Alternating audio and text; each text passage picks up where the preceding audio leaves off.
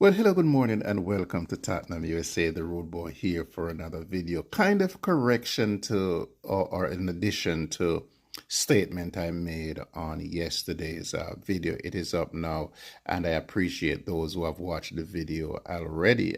I would like to see some reaction in maybe some clicks, some likes or dislike. It doesn't matter. Some comments. You could, tell me what you feel about my comments, whether I'm on the right path or not.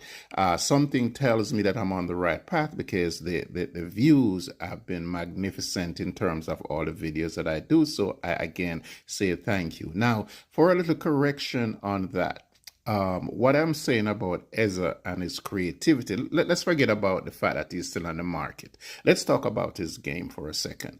What I meant is that when you have Madison as a number 10, you have a rover at the top, so you can put two midfielders behind him.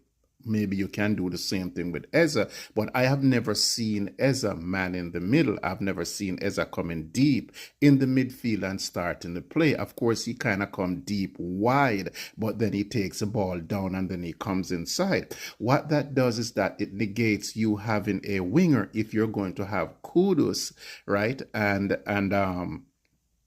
Eza on either side. So now what are we going to have if we're going to have both of them at the top? We're not going to have a right winger because Kudus is going to occupy that spot. Kudus doesn't go all the way down. He does come inside. What you're going to have is a replica of that on the other side with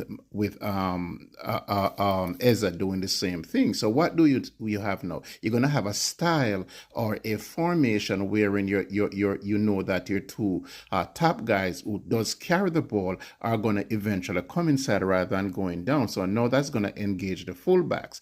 Do I know whether or not that's what Thomas Frank wants? I don't know that. And therefore, I can only speak to Eza's game and how it would affect, say, a 4-2-1-3, who is going to be in the pivot there, pulling the strings. I don't know that because Eza has never played in the middle.